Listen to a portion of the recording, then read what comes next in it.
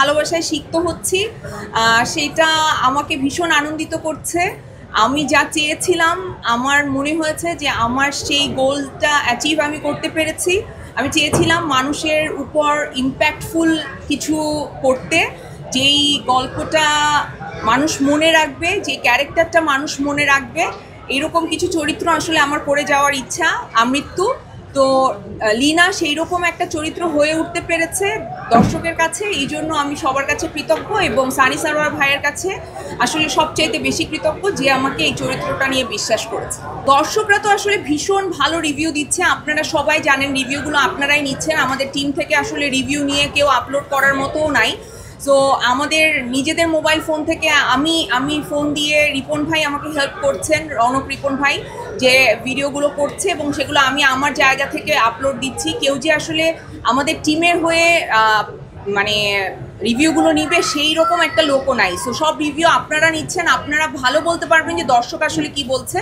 কিন্তু আমি যতটুকু দেখেছি প্রত্যেকটা দর্শক আসলে প্রত্যেকটা চরিত্রের সাথে নিজেকে কানেক্ট করতে পারছে, ভীষণ ইমোশনাল হয়ে যাচ্ছে। গল্পটা বলছে যে এই সময়ের বাস্তবতার সাথে, এই সময়ের আমাদের সমাজের যে পরিস্থিতি সেটার সাথে অনেক বেশি রিলেভেন্ট। সো আমার খুব ভালো লেগেছে যে দর্শকের মানে যারা দেখছেন তাদের কাছে গল্পটা ভালো লাগছে।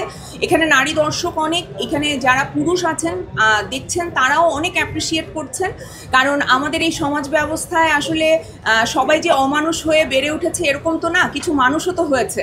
সো সেই মানুষগুলো আমাদের সিনেমা দেখছেন এবং আমাদের ভালো ভালো রিভিউ দিচ্ছেন। আমি তাদের কাছে সবচেয়ে বেশি গ্রেটফুল, কারণ যে যারা আসলে এই সিনেমাটা পছন্দ করছে, স্পেশালি পুরুষরা, তারা সত্যিকার অর্থে মানুষ হয়ে উঠতে পেরেছেন বলেই এই ধরনের একটা গল্পকে তারা অ্যাপ্রিসিয়েট করতে পারছেন। এইটা তো আসলে দর্শক আমাকে হয়তো ভালোবাসে বলে তাদের কাছে মনে হচ্ছে।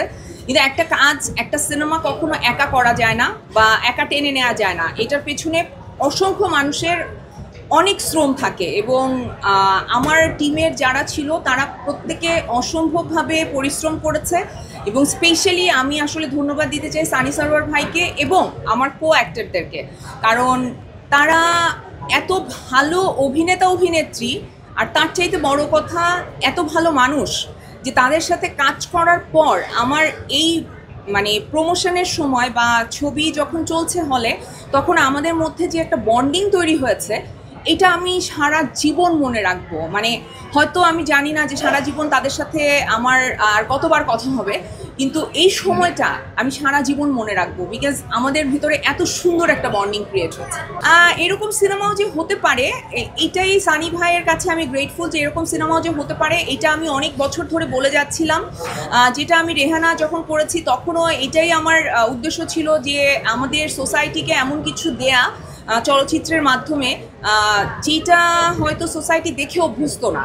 আমাদের এখানে আসলে অনেক ধরনের গল্প হতে পারে, নারীর উপরে কেন্দ্র করে গল্প হতে পারে, একটা সিম্পল যে কোনো কিছুর উপরে কেন্দ্র করে গল্প হতে পারে। শুধু যে একটা পুরুষকে হিরো বানিয়ে এবং ভায়োলেন্সকে গ্লোরিফাই করে, ক্রাইমকে গ্লোরিফাই করে সিনেমা বানিয়ে টাকা ইনকাম করতে হবে, এটা ছাড়াও যে আসলে মিডিয়ার মানুষের আরও অনেক কাজ আছে, সোসাইটির প্রতি রেসপন্সিবিলিটি আছে, এই জায়গাগুলো আসলে মানুষের বোঝার দরকার আছে। আমার মনে হয় সময়ের সাথে সেটা বুঝবে, কিছু পরিবর্তন আসছে, আরও পরিবর্তন আসবে, কারণ মানুষ পরিবর্তনশীল।